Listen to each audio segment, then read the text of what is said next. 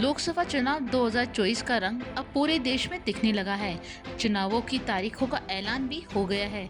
ऐसे में 7 चरणों में होने वाले इन चुनावों को लेकर पहले चरण के लिए नामांकन आज से यानी 20 मार्च से शुरू हो गए हैं। देश की राजनीतिक पार्टियों के प्रत्याशी पूरे जोश के साथ नामांकन दाखिल करने पहुंच रहे हैं। वहीं राजस्थान की बात करें तो यहाँ भी लोकसभा चुनाव लड़ने के लिए इच्छुक दावेदारों को जिस पल का इंतजार था वो पल भी आ गया है।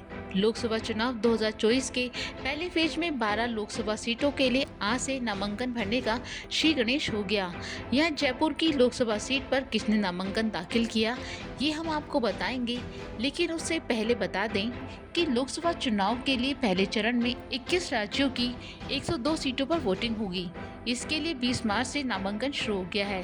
वैसे नामांकन दाखिल करने की अंतिम तारीख 27 मार्च है, लेकिन बिहार में नामांकन दाखिल करने की अंतिम तारीख 28 मार्च है। इसके अलावा बाकी 20 राज्यों में 27 मार्च तक नामांकन कर सकेंगे। वहीं नामांकन वापस लेने की तारीख 30 मार्च है, जबकि बिहार में 2 अप्रैल तक नामांकन वापस लिया जा सकेगा। पहले फेज के लिए 19 अप्रैल को सभी 102 लोकसभा सीट पर एक साथ मतदान होंगे, जबकि नतीजे 4 जून को आएंगे। हालांकि राजनीतिक पार्टियों ने अब तक पहले चरण में जिन सीटों पर चुनाव होना है उसके लिए सभी उम्मीदवारों की घोषणा नहीं कर सकी है। राजस्थान में भी कुछ ऐसा ही हाल है।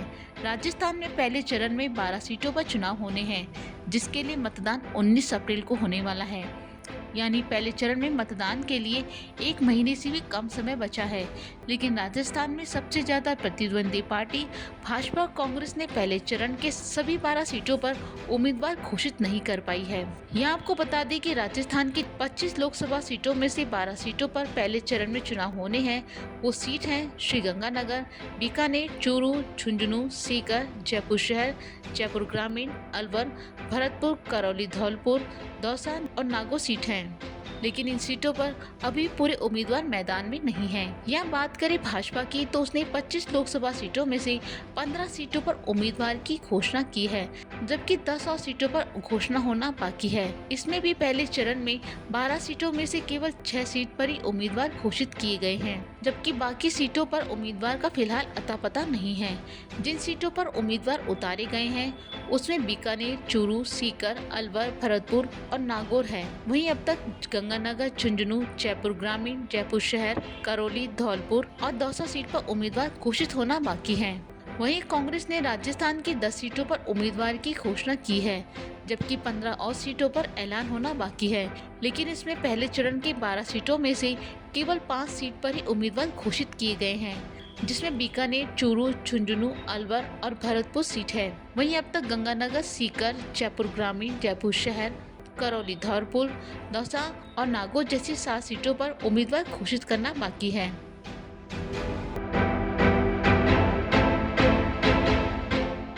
वहीं नामांकन के पहले दिन जयपुर शहर और जयपुर ग्रामीण में आज एक नामांकन दाखिल किए गए। हालांकि नामांकन भरने से ज्यादा फॉर्म ले जाने वालों की संख्या रही। जयपुर शहर लोकसभा सीट से निर्दलीय प्रत्याशी के तौर पर शशांक ने नामांकन दाखिल किया और वहीं 16 नामांकन फॉर्म ले जाने वालों की संख्या रही। इसके साथ ही जयपुर ग्रामीण से राइट टू रिकॉल पार्टी के प्रत्याशी के तौर पर आदित्य प्रकाश शर्मा ने नामांकन दाखिल किया। प्रदेश की वीआईपी सीट माने जाने वाली जयपुर सीट पर दोनों ही पार्टियों ने अपने उम्मीदवार की घोषणा नहीं की है। कहा जा रहा है कि कई नेता की सहमति नहीं बनने के कारण इन सीटों पर नाम फाइनल नहीं हो पाए हैं।